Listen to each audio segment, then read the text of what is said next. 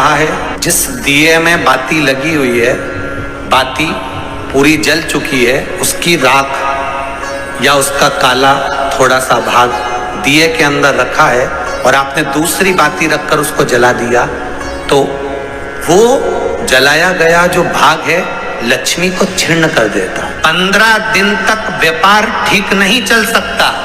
एक बार प्रैक्टिकल करके देखना। दिए के अंदर अगर कोई बाती जल गई, जलने के बाद ठंडी हो गई, ठंडी होकर उसमें राख पड़ी हुई है, या उसके अंदर कोई काला सा, आप गोल बत्ती लगाते तो काला का एक भाग काला काला सा जला हुआ उसके अंदर रह जाता है। कई लोगों की आदत रहती है कि अब शाम का टाइम तो है, उसको कौन हटाए, उसी में अपन दूसरी बत्ती रख दो, जला दो, उसी में रखकर दूसरी बत्ती जला दो।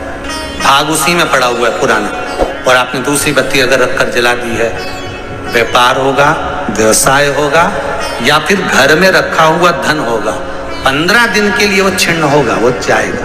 पैसा टिकने वाला नहीं 15 दिन तक, चाहे कुछ भी कर लो।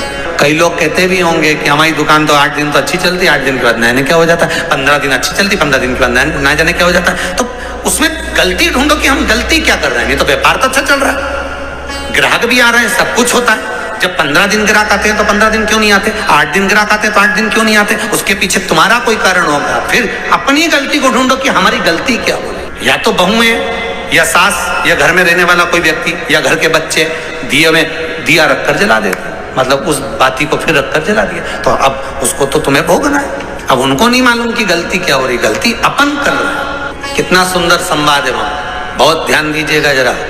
अग्नि पुराण, स्कंद पुराण, दोनों पुराण में स्मरण करिएगा।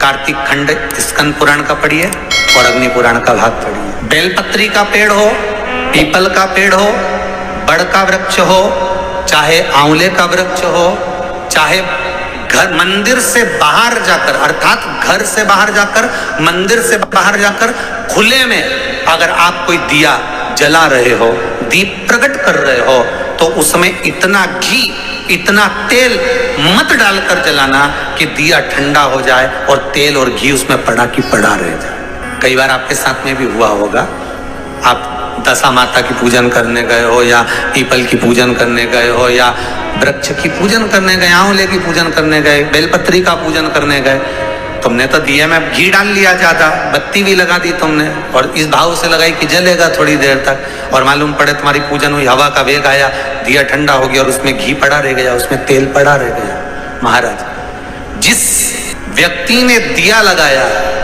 जिस व्यक्ति ने दीप लगाया हुआ है, और अगर वो कुंवारी अवस्था में है तो अकेला शरीर का कष्ट भोगता है, और अगर उसकी शादी हो गई होती है तो पति और पत्नी दोनों को शरीर का कष्ट भोगना पड़ता है। कहीं कमर दुखेगी, कहीं घुटना दुखेगा, कहीं पीठ दुखेगी, आंखों में जलन होगी, कहीं ये सिर का जो गले का भाग होगा, कान के पास का, ये दुखना चालू हो जाएगा, ये पीछे का भाग दुखेगा। तो कई डॉक्टरों को दिखाओगे, इलाज देखो जरा, क्या सब हमारी जांच कर लो, जांच में तो कुछ भी नहीं निकल रहा, दवाई भी खाते हैं, थोड़े दिन आराम लगता है, फिर वैसे हो जाता है। कारण निकालना है तो कारण ढूंढो कि हमारे पुराण क्या कर रहे हैं। कारण हमने खुद उत्पन्न करा है कि किसी वृक्ष की पूजन करी, उसमें तेल घी की मात्रा इतनी बढ़ा दी कि हम तो जब तक बैठे दिया जल रहा था, उठ के गए, हवा लगी, दिया ठंडा हो गया, और उसमें जितने समय तक वो घी और तेल पड़ा हुआ है, 15 मिनट, 10 मिनट, 25 मिनट, 50 मिनट, 1 दिन, 2 दिन, 4 दिन, तो वो बार बार पलट पलट कर वो स्वास्थ्य को खराब करेगा ही,